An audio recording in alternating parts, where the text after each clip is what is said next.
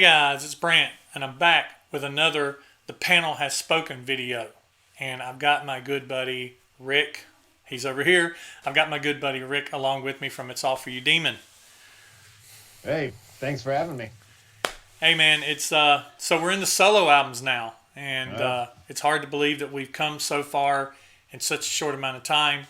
And I had people asking me from the very beginning, were we going to skip over the solo albums? And I said, of course not, because they are the Kiss albums, and yep. that's what they were dubbed, was the Kiss albums. And so, and this is such a huge part of people who are my age that grew up. If you were are my age and you were exposed to Kiss in the 70s, 78 and 79, the solo albums, the Alive 2 double platinum solo albums Dynasty era is huge. It's a huge part of who you are as far as your Kiss fandom goes. And so much stuff that happened during this time.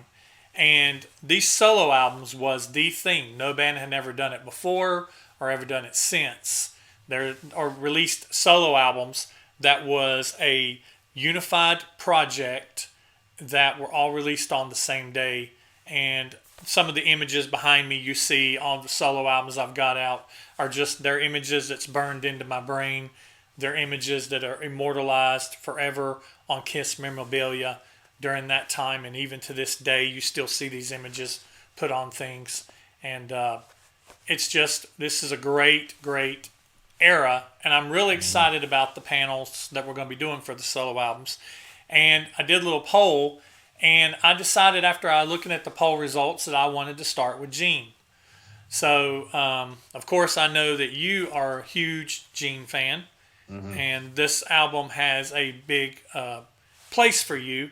So, before we get into the meat of talking about the songs and everything and introducing the panel, I want to hear a little bit about your thoughts and about this album. Yeah, this was the cassette tape my friend Danny had when he introduced me to the band. It was this cassette tape and a VHS of Phantom of the Park. And I loved staring at the cover, and I just loved the songs. The laugh at the beginning of Radioactive, that hook in Radioactive, just the beauty of Mr. Make Believe, everything about this record kind of moved me when I was 15. And Gene is the Rod Serling of Kiss. He's the dreamer. He's the guy that made fanzines when he was a kid and, became the vampire, became the demon.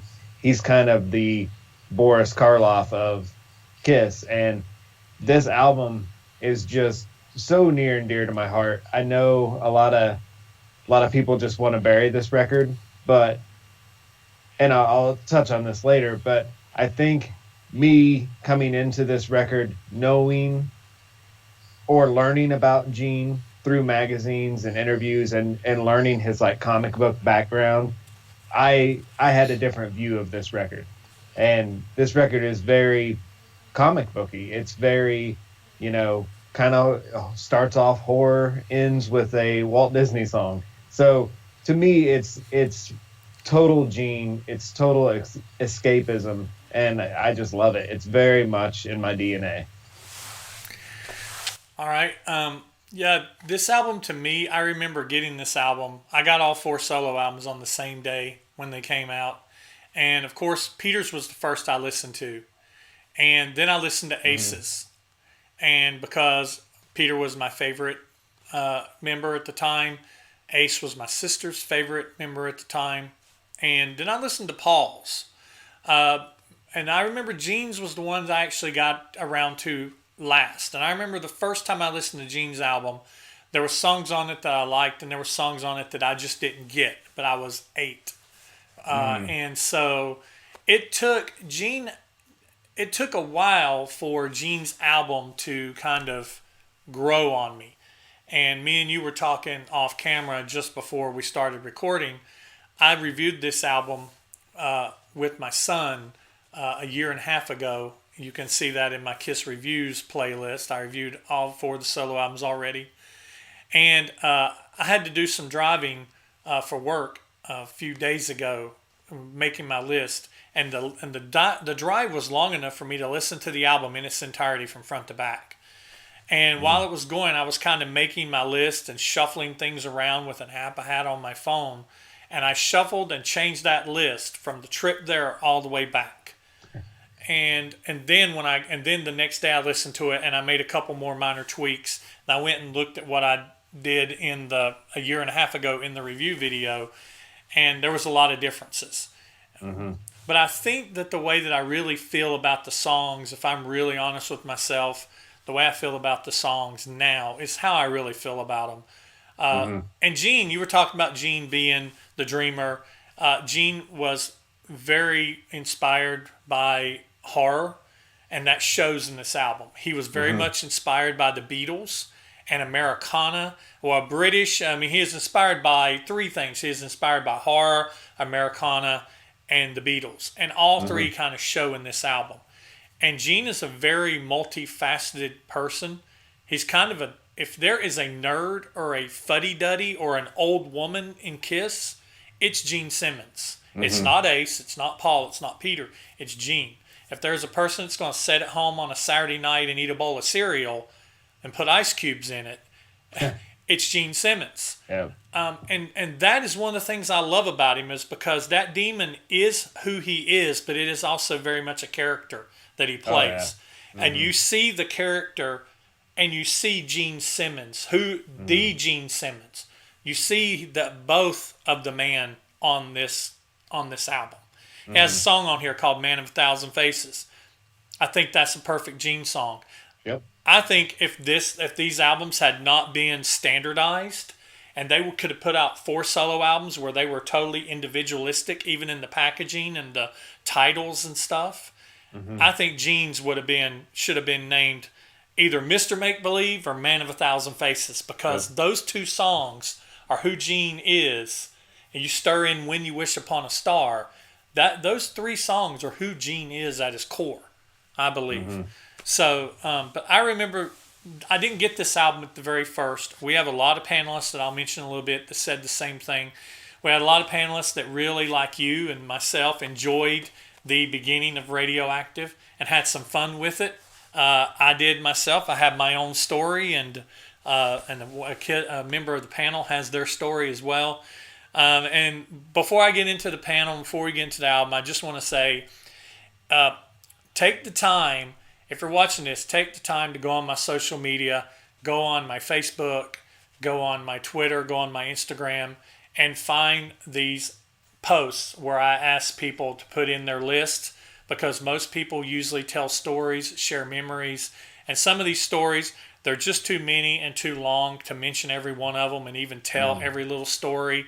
But some of these stories are amazing stories that really, you really get sucked a little bit more into that Kiss community fandom when you see that people that you've never met before, that don't maybe not even live in the same country as you do, have the same feelings and done some of the same things, or thought some of the same things that you did. And that's what makes these panel videos so great, is that sense of community that it kind of brings out. Oh, totally. So, first off, want to talk, and we're going to talk more about the album as we go through, our memories and stuff like that. We'll share that as we go through. The panel this time was 55 members, which I think is really great, because we had a lot for, I think it was 60 or over 60 for Love Gun, and I really thought when we hit the solo albums, especially when we hit maybe Gene's, who's not as critically acclaimed and it's accepted by the Kiss community as some of the solo albums are, I really thought that the panel viewership, the panel membership on this one would drop. And it really didn't. 55 is still very, very strong. It's a very high number. So I'm going to go through really quick and talk about who the panel members are, who we have today, and where they're from. And then we will get into talking about we'll talk about the songs. Okay, so of course you have in the panel me and Rick. And every time I say partners in crime now, I always think of that song that I really can't stand off of Killers. But that needs to, I think that I need to start incorporating that in somewhere when it's me and you. In my head, and it's all for you, Demon. And then from Facebook, Jeremy Carmona and Matt Ucci. Instagram is AJ Zetro 1975 and Dylan Tucker. Twitter is Tom Dust, Kimchi Chris. Kimchi Chris has a great YouTube channel. You need to look him up. Aladio, Paul Teplius, Rock Wayne, Vincent Marone, author, Jack Skellington, Tony Rod, Dave Cranston, Gregory Pegg, Shuchi, Brian P., Bill Sharp, and from YouTube we have John B. Good, Emily Graziano, Les Wadley, Trevor Bullock, John Howard, Nina Kay, Matthew Smith. Matthew Smith he was a previous guest. He has great comics. You need to go back and find that video and check his comics out. Darklight, Greek Freak, Young and Wasted, Super Kiss 1200, Orville Dunworth, Chad Casey, Jay Lee, Frank Scafidi, Subline 130, Perpetual Art, Anthony C., Joel Pegg, Soda Pop, Michael D., George Doley, John O., Tom S., Man with No Name, Two Gay Dads, who also has an amazing YouTube channel. I've been watching their cereal reviews that they've been doing lately. They do a lot of food type reviews, and they've got a really awesome channel.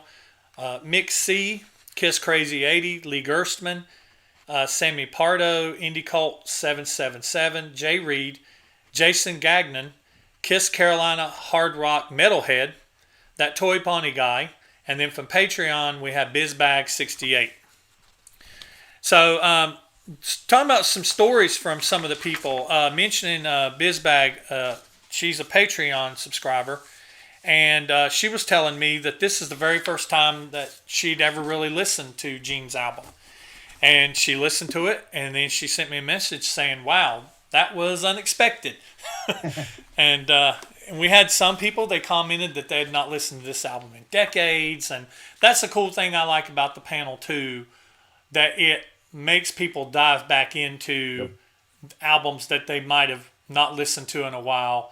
And sometimes your taste changes, just like in tasting food changes, or tasting, as you grow older, your taste in things change. So you go back and listen to a song that you may have wrote off in the very beginning, and it speaks to you because of something you've experienced in your life as you've gotten older. I feel the same with your box set reviews. I love doing my box set reviews. I've got another one coming out really soon that I think you're really going to like. John B. Good said he told the story of his older brother scaring him, and me and John share a very similar story. He said his brother would scare him by he'd turn off all the lights. He would play the beginning of Radioactive. He'd hold a flashlight up on the album of Gene's face and move it around. And I used to take I had it on cassette, and I would take my cassette boombox over to my neighbor's house, Scott Rock, who's been in videos with me, and I would put the boombox outside of his bedroom window, and I'd play this, and I'd tap on his window, and stuff like that, and used to scare the crap out of him. So that's hilarious to me. Emily Graziano says Gene's album has a tough exterior, but has its soft interior, and I fully agree. Greek Freak says he enjoys the diversity of the album, but wondered what it would have been like had it been darker. And that's the what if questions about these solo albums, especially Gene's and Peter's. The what ifs about these albums are endless. What if this would have been some Deuces and God of Thunders and things like that. Matthew Smith says this is the first solo album he got and one of the first Kiss album. It wasn't what he was expecting. Nina Kay says this is the first album she owned as a kid and it holds a special meaning. Lee Gerstmann says of all the solo albums, Gene's not a matter of least to most favorite, but more of disliked to least disliked.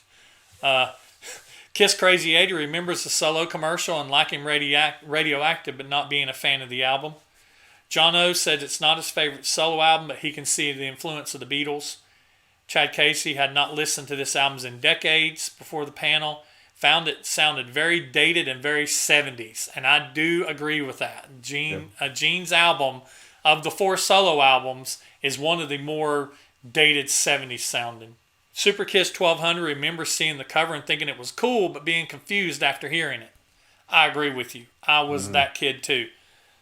Darklight only liked Radioactives as a kid, but now loves the album all the way through, especially the Beatles songs. And he has a great interpretation. You need to read this, Rick. He has a great interpretation of Nowhere to Hide, Always Near You, Nowhere to Hide. How he sees Gene in his mind singing it, going through phases. And then at the end, he actually becomes the demon when he's yelling everyone and doing that. You know, where he really starts playing with his voice and experimenting with his voice. You need to read that comment from Darklight.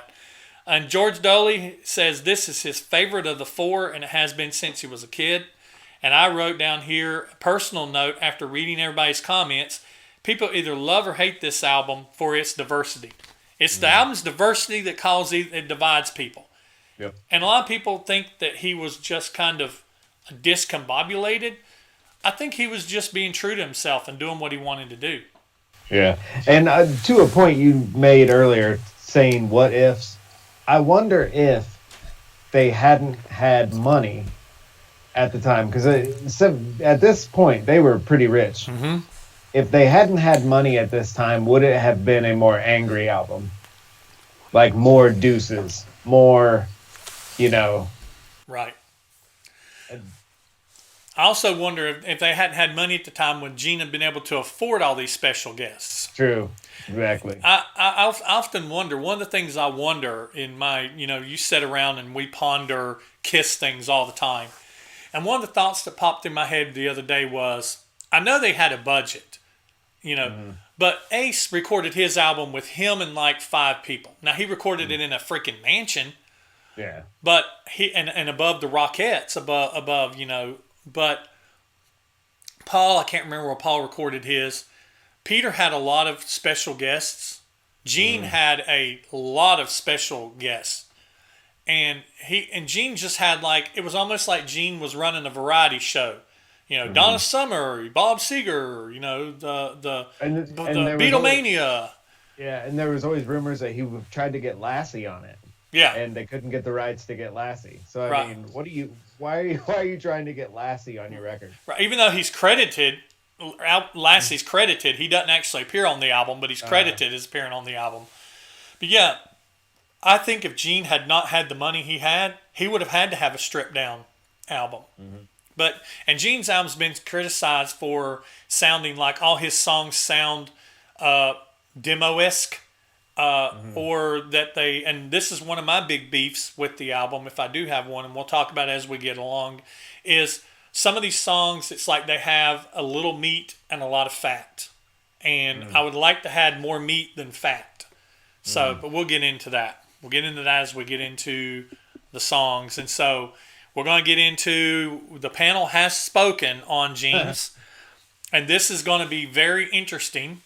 It is the results were very interesting. I can tell you right now that my predictions are off. For the most part, my predictions are off. And me and Rick, we have our own predictions and we have our own picks. So we're going to start this with what the panel picked. There's 11 tracks. Gene's, in true Gene fashion, Gene's has the most tracks and is running time the longest. So I don't know if that was intentional or if it just happened. That's another one of those what ifs things you like to think about. But could he not cut a song and it been 10 and be almost come in close to the same length as everybody else's? But 11 tracks, longest running time. So coming in at number 11, Rick, what did you predict that the panel was going to pick for number 11? My prediction for the panel, it was easy to choose number 1 and number 11. In between, I'm all over the place. I don't know what everyone's going to choose, but I'm predicting the panel is going to say When You Wish Upon a Star. Okay. My prediction for number 11, what the panel was going to say, is When You Wish Upon a Star. I know that this song is a hated song by many, and it's a song that if any song could have been left off the album, he could have left this one off. But I'm just going to go out on a shot on a limb here and say that I disagree with that statement. I think there's a couple other songs could have been cut off this album other than "Wish Upon a Star," "When You Wish Upon a Star." So, but coming in at number 11 with 128 points is "When You Wish Upon a Star." We only had 2 panelists pick this as their favorite, but I love that we had 2 panelists pick this as their favorite. Sammy Pardo and that Toy Bonnie guy both picked "When You Wish Upon a Star" as their favorite. And I knew that Toy Bonnie guy was going to kind of do it because I've done videos with him before on his channel, Striper videos. He has a really good channel too if you want to check him out, especially if you love Striper. But he's a huge Disney fan. Huge Disney fan. So it didn't surprise me in the least that he picked "When You Wish Upon a Star" as his number 1 song because I know he loves that. Now, me personally, I picked "When You Wish Upon a Star" as my 9th favorite track on the album. There are 2 songs that I dislike, or there's 2 songs that I don't like as much as "When You Wish Upon a Star." So where'd you pick "When You Wish Upon a Star"? I picked it at 7. Better than me, okay. To me, and this all goes back to perspective, I think. If I had discovered this record in 78, it would confuse me that this song is on the album. But I didn't. I discovered it in 1988. And knowing Gene as, the kid that came to America, couldn't speak a word of English, saw comic books, saw the Beatles, saw the American dream, made it come true. To me, this song on this record is him saying, "Look, Mom, look me, I did it." Yeah. So, and to me, that's pretty freaking special. Yeah. Yeah, and Sean Delaney, he wanted to do this. Sean Delaney, who produced his album, who was actually Peter's best friend, and Sean Delaney was actually scheduled to produce Peter's album, and Gene snagged him. Sean Delaney encouraged Gene to put this on his album, and Gene did. And Gene actually is crying during the end of it. The story goes that he's crying at the end of it, and when he's hitting that high note, and when he says something about fate comes in and sees you through, and when he goes, "When you wish," he kind of cracks a little bit. It's because he's crying, and me being a 50-year-old softy, it kind of chokes me up a little bit just thinking about that. Like I said, if there's the funny thing about this is there's any song on this album that encompasses what Gene is at his nucleus, it is actually "When You Wish Upon a Star." Yep. Totally agree. Totally is. And I love that he did it up in a grandiose fashion. I played in the symphony orchestra when I was in high school and everything. And I love the way it comes in, and it comes in with the chorus, and I mean, he comes in that low register and works his way up towards the end at the high note at the very end. I think it's a great song. I really do. There's no way I would say cut that song off the album. No way I would. Completely agree. Yeah. So we're going to move up to number 10, track number 10. What do you... This is where, like I said, from 10 to 2, it's crapshoot, man. It really, truly is. I'm going to be all over the place on this. So me too. I said the panel would choose "True Confessions." Okay. All right. I said for number 10 that the panel was going to choose "Tunnel of Love." I don't know why, but that's just what I was feeling at the moment was they're going to choose "Tunnel of Love." But at number 10, with 202 points, so we jumped out of the hundreds into 200s, 202 points, the panel chose at number 10, "True Confessions." So you were right. You was right. You're right on 2 of them. We should start keeping score. how many we get right. Only one panelist though picked it as their favorite. Brian B. Brian B picked True Confessions as his favorite, and I picked True Confessions as my seventh favorite. The reason why I picked True Confessions as my seventh favorite is it is one of those songs that I love the meat of it. And I love that whole, I'll buy your social security. You know, I love the way he sings in this song. I even like the background singers. Somebody said in there, I didn't add the comment, but somebody said that the gospel singers got to him. You know, but I mean, you know, Katie Seagal's on this album, Donna Summer's on this album. He's got a bunch of singers. Katie Seagal, I think, was still undiscovered at the time. But I like the gospel singers, but this is one of those songs where after the guitar solo and after he sings the chorus, then he sings the chorus. Like the average repeat, I counted. The average repeat of chorus on some of these songs at the end of it is 3 to 4 to sometimes 5 times. And that makes the song a little long for me, and it also makes it feel like he didn't have that much to go on. Why not a third verse? Why not a bridge? You know, it almost makes it feel like it was, even though he's got all this stuff, all these ingredients, all these people performing in this song, it's like he's just got them running around in a racetrack. They're just doing the same thing over and over and over, especially at the end. But the first 3/4 of a lot of these songs I really enjoy. The last quarter where it's just repeat the chorus until the fade out, it lowers the score for me. And True Confessions for me is one of those songs that it does that for. So where did you score? I put it at number 10, and pretty much for the exact same reasons as you. Love the verses. It's the chorus. Just goes on and on and on and on. Yeah, and I think at the end of it, if you listen to it, whenever they start repeating out after at the very end of it, they keep adding on layers of singers, and they just keep getting more and more outrageous and higher in their registers, and it's just like, just stop, just stop. Okay, so we're up to number 9. So, what did you predict the panel was going to choose for number 9? Again, this is just hard. I said "See You Tonight." Okay. I picked, the reason why I picked this because it's a very soft song, and it is one of those songs that I think initially most people, unless they really know Gene Simmons, they're like, why the hell's this song on his album? I predicted that the panel was going to choose at number 9. I predicted they were going to choose Mr. Make Believe.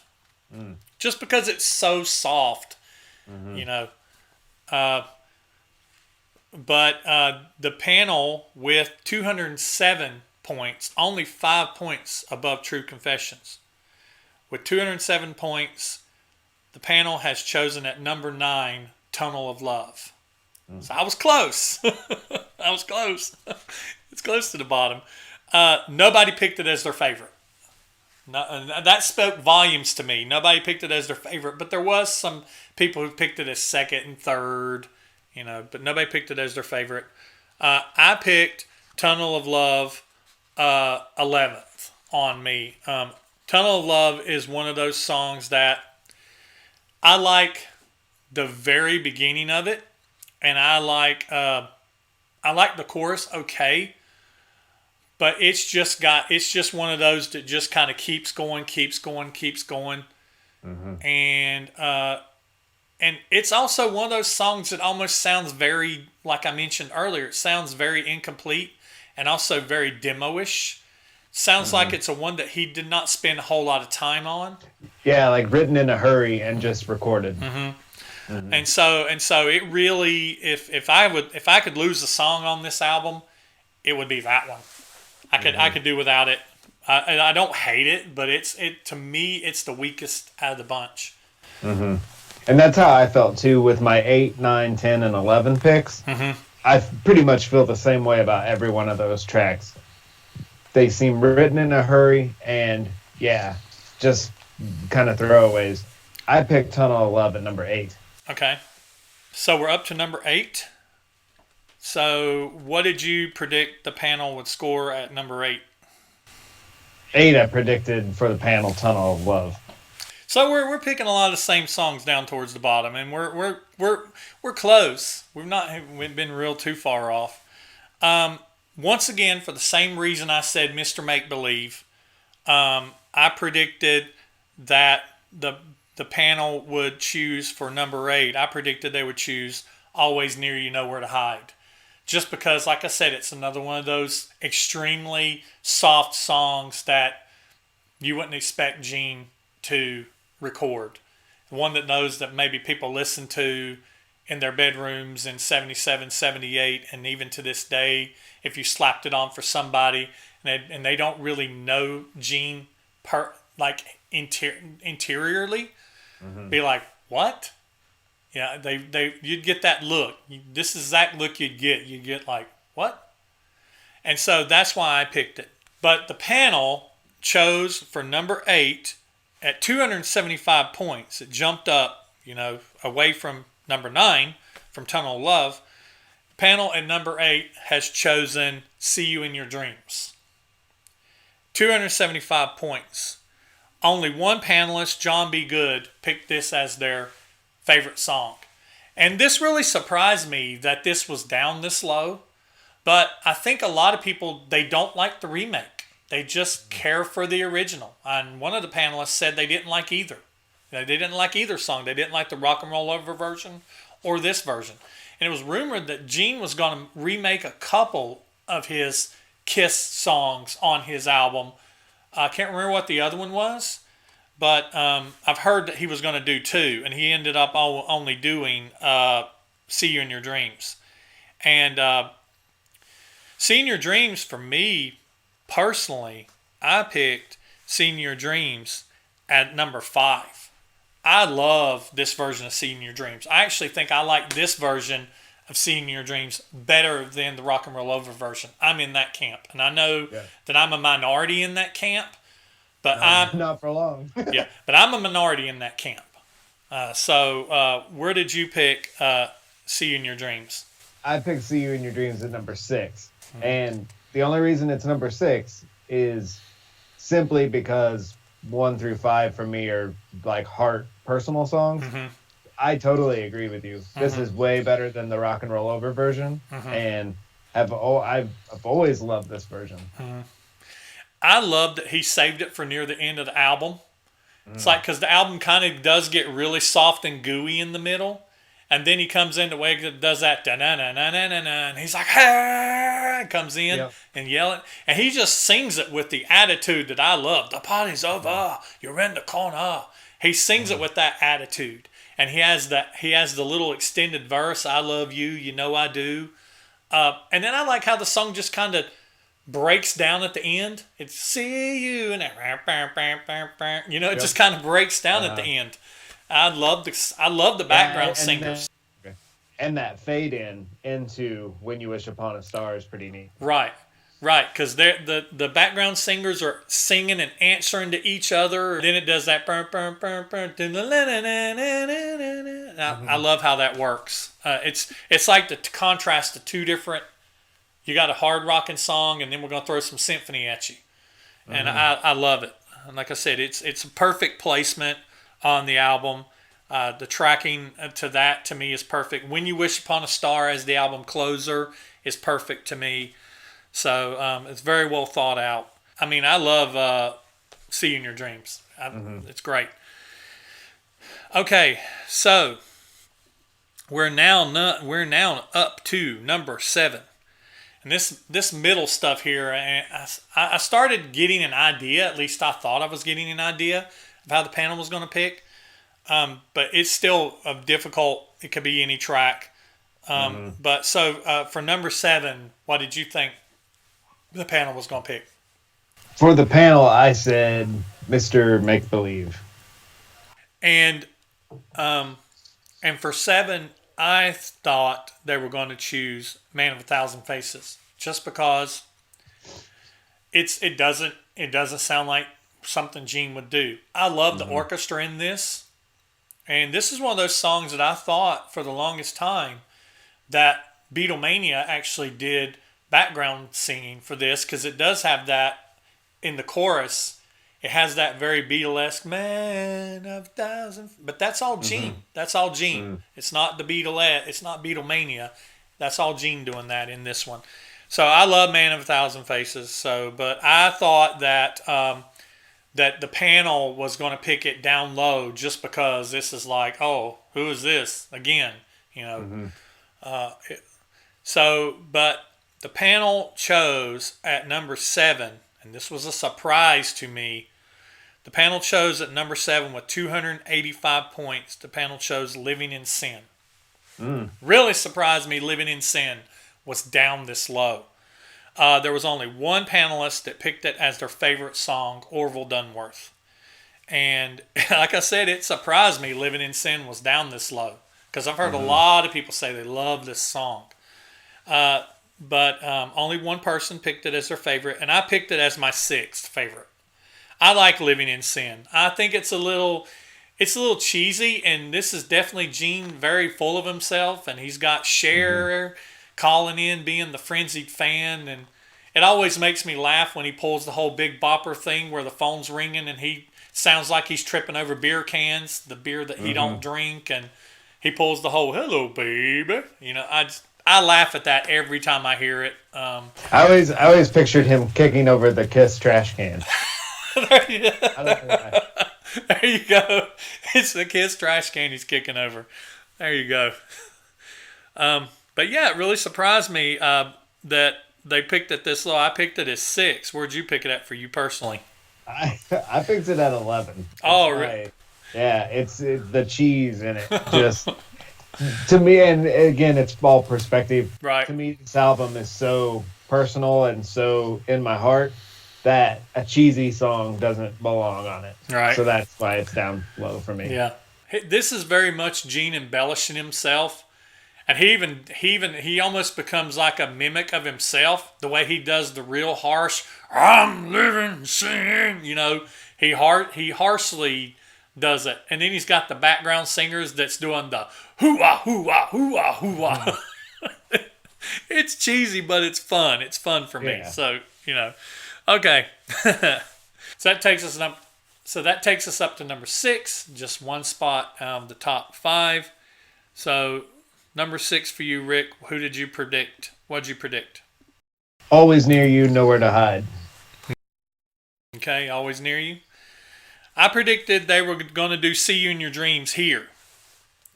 This is where I thought they would pick. I thought they'd pick "See You in Your Dreams" a little higher. I thought that they kind of liked it about the way I did. But maybe not as much as me. I knew there were naysayers, but I thought that there was enough people out there that liked it. What they actually picked at number 6 is, with 296 points, "Always Near You, Nowhere to Hide." So you were right. 2 panelists, Nina Kay, Dark Light, picked this as their favorite song. And me, I love "Always Near You, Nowhere to Hide." Love it, love it, love it. Didn't get it so much when I was a kid, but this is a great song. And I score this as my 4th favorite song on the album. What about you? I picked it at number 3. This is that classic Gene for me. "Going Blind," "Only You," "Journey of a Thousand Years." This is that when Gene does that, when he taps into his Beatle and sings in that kind of pretty tone. I love it. That's true. He really sings great on it. All right, so that brings us up to the top 5. What's your prediction for top? It should get a little easier to predict here, but I know that I've already missed some. I chose "Burning Up with Fever" Okay. for the panel. You chose "Burn Up with Fever" for the panel. Okay. All right. And I said that I predicted that they were going to do "True Confessions," which I was wrong. They way down. I don't know why, for some reason I thought "True Confessions" was a more liked song, but I was wrong.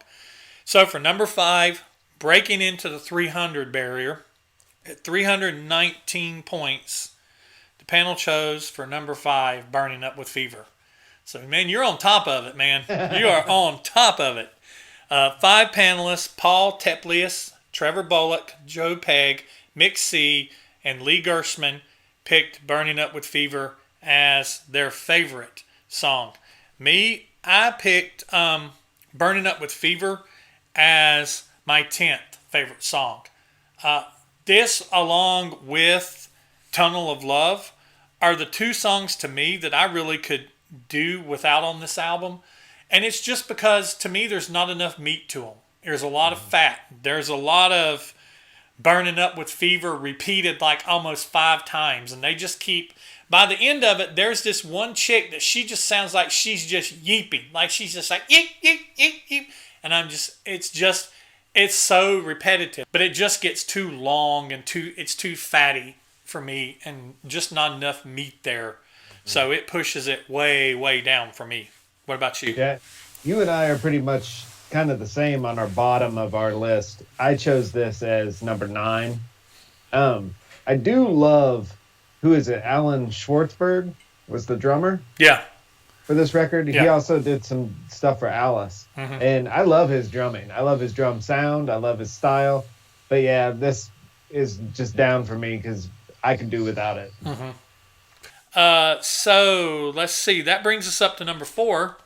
Number 4, I predicted that the panel was going to choose Burning Up with Fever.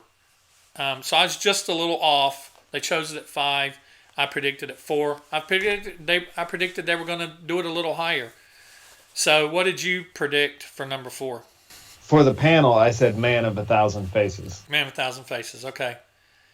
All right. For number 4, at 364 points, the panel chose Mr. Make-Believe, which really surprised me and made me happy all at the same time that it was in the top 5.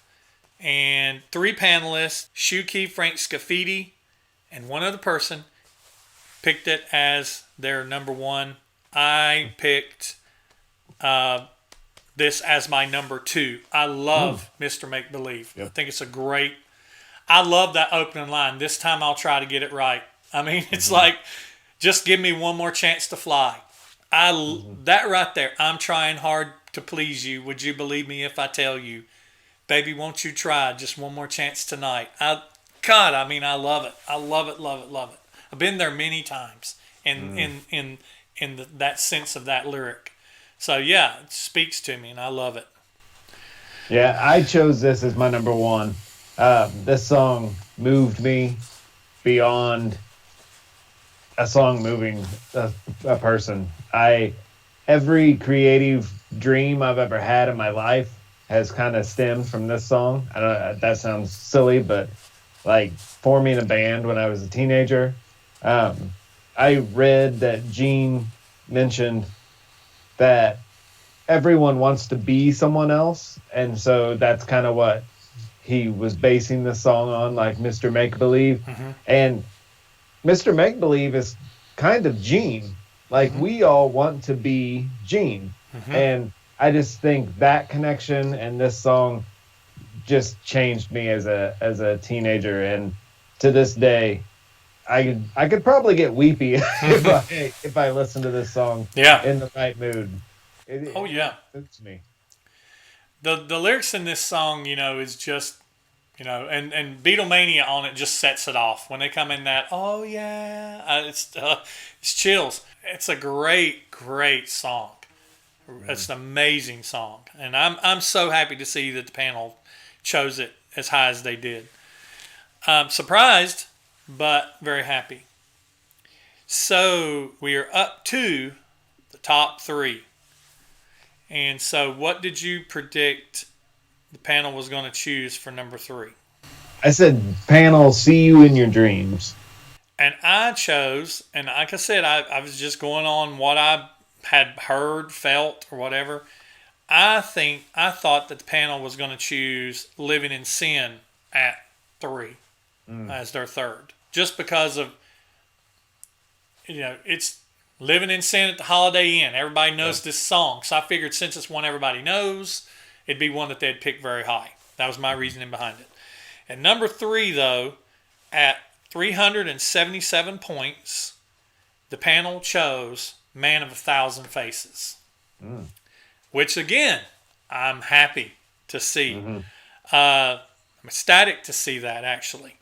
7 panelists: AJ Zetro, Gregory Pegg, John Howard, Greek Freak, Perpetual Art, and Tom S. picked this as their number one favorite song on the album.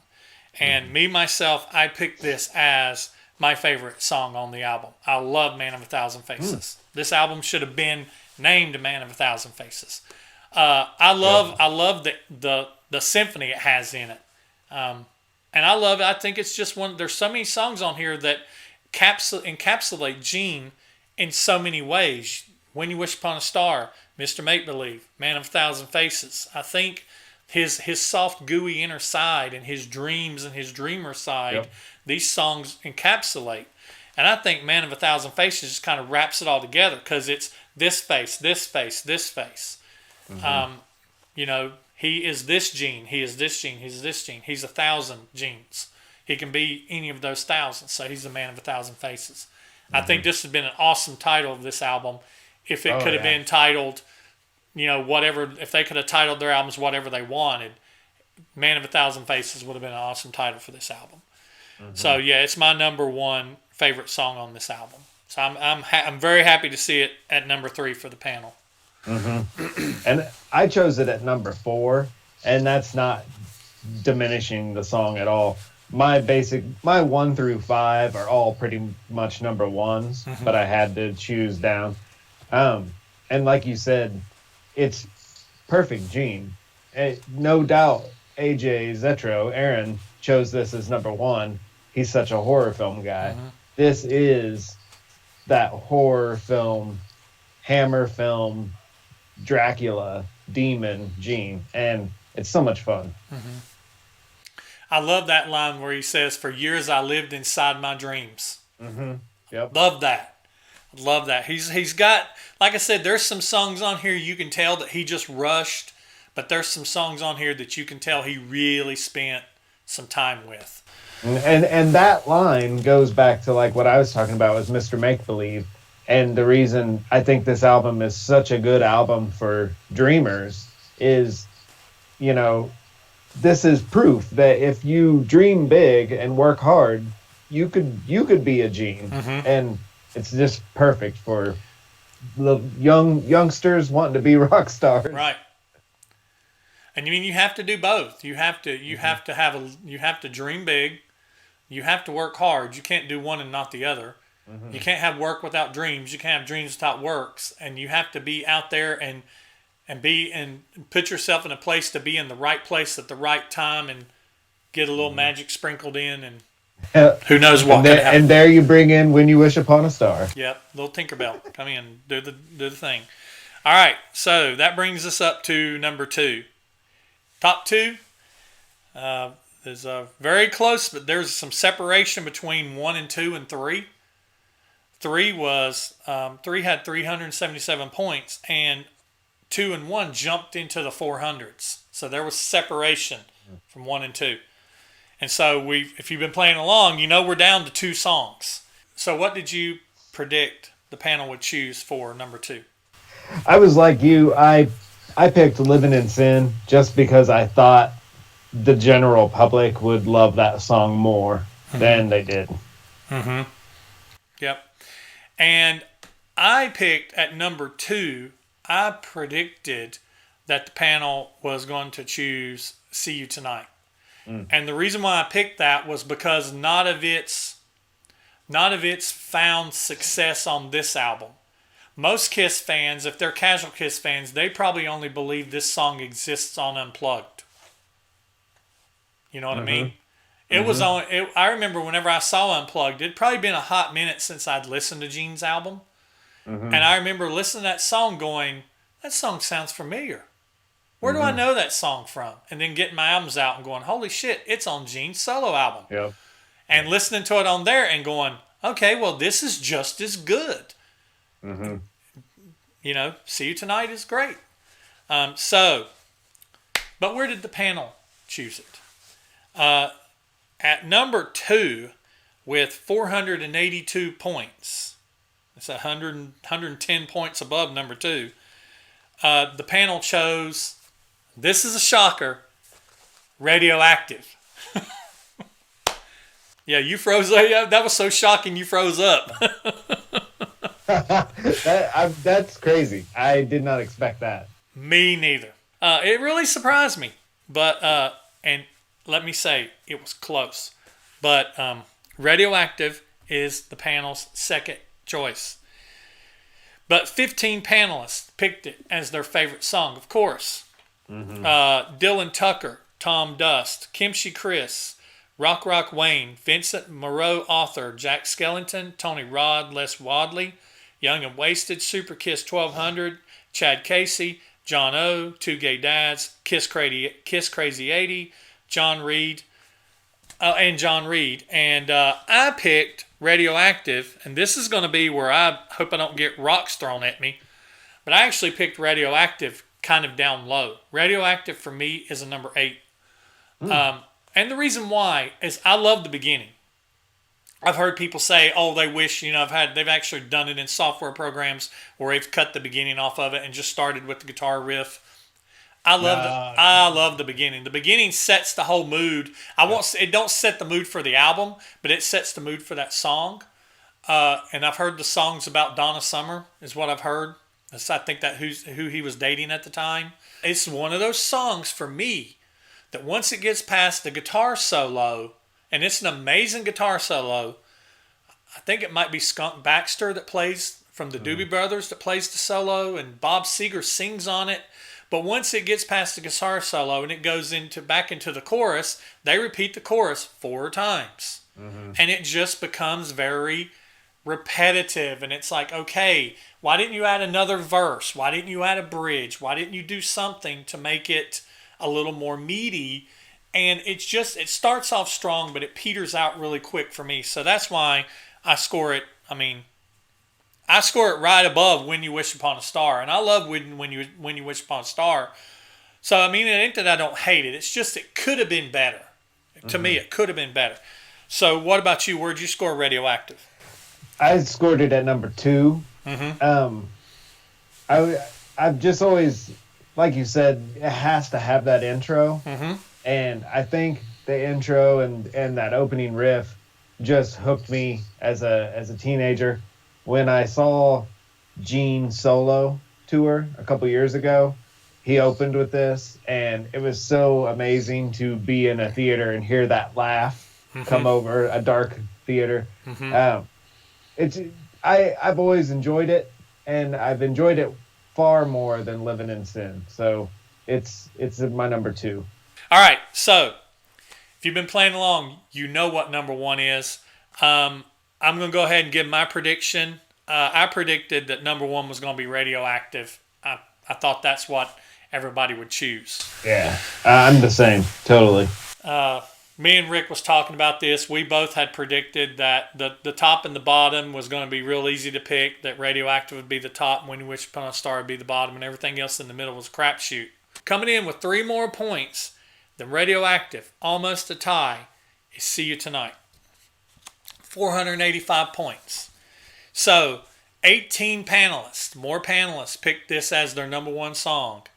Jeremy Kimona, Matt Ucci, Aladio, Dave Cranston, Bill Sharp, Emily Graziano, Matthew Smith, Jay Lee, Sublime 130, Anthony C., Soda Pop, Michael D., George Doley, Man with No Name, Indy Colt 777, Jason Gagnon, Kiss Carolina Hard Rock Metalhead, and Bizbag 68 all picked this as their number 1 song. And I picked it as my 3rd favorite song. I love See You Tonight. Like I said, I got reintroduced to See You Tonight from Unplugged, but I love the version on the solo album as well. So where'd you score this for you personally?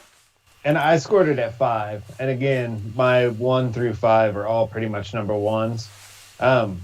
I swallowed my tongue when that was on Unplugged. That was one of those I could get weepy moments because, that's so, all these songs mean a ton to me. And to hear a Gene solo song in that 95, 96 era was so cool. And yeah, a great song. And again, that he tapped into his Beatle again. And I love that. Yeah. And, you know, I love that the fact that the Unplugged, two of my favorite songs on the Unplugged album, which is it's a great set list. But I love that for Gene, that they chose See You Tonight and Going Blind. And I love that they chose Coming Home for Paul. I mean, I wish they chose set lists like that now. Oh my God, yes. But I'm not going to get into that. But I wish they chose set lists like that now for the End of the Road tour. And give us the set list from Unplugged. Yeah, I wish they would tour Unplugged, but yeah, I mean, oh yeah, them touring Unplugged rather than doing it just on the cruises, but touring Unplugged like that'd be cool too. Just strip down show. Because intimate. Go ahead. You know, it just intimate and Unplugged Kiss songs show you how complex Kiss songs are. You know, it shows you the beauty of them, and I just, like you said, those two songs, Going Blind and See You Tonight on Unplugged, were amazing. Wrapping up Gene's album. Man, this is one of those albums, when I first started deciding to do the panel and everything, I know that me and you decided we were going to do something a little different with the live albums eventually. And we were going to, and I wasn't quite sure what I was going to do with the solo albums. I didn't know if I was going to skip them and maybe try to do them all together as one. So I didn't want to not do each band member justice. So I chose to go ahead and do them this way. And I'm so glad I did, because me and you having discussions like we're having, people are going to have discussions in the comments. And I welcome each and every one of you to comment down in the comment section. Talk about these songs. Talk about what you think about the panel list, how it came out.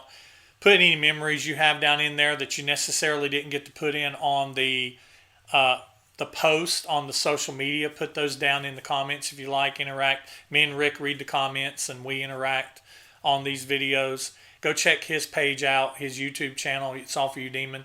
Be sure to check him out. He does a great job. Releases videos very frequently, and they're always really awesome. And but yeah, just check it out. Keep watching. Keep doing the panel. The next album that we're going to be doing is Peter Criss. So Peter Criss is next. So by the time you see this video online, there will already be a post for you to go put your list in for Peter Criss. And Peter's Peter's album is going to be just as interesting as Gene's. It's gonna be another hard one. It's fun. It's just as interesting as Gene's. So if you've not listened to Peter's album in a while, go back and listen to it. Don't base your list. Don't shortchange yourself. Don't base your list off how you felt 10, 20 years ago or how you felt when you were 8. Go back and listen to it a couple times, and then make your list. Put your list in, and let's see how Peter's album comes out. So that's all I've got for this one. This was a fun album to do. Very fun. Very fun. Rick, I appreciate you being my partner in crime. Cue the song. I really appreciate you being my partner in crime on these videos and taking the time to do this. I appreciate each and every one of you who watch my channel, who watch Rick's channel, who follows us on social media. We appreciate each and every one of you. Rick, you got anything you want to add before we go? No, this was fun, and next week will be even more fun. Yes. So we will see you guys next week, and be looking for that Peter post to be able to put your list in. And we'll catch you next time, guys. Thanks for watching. Peter post.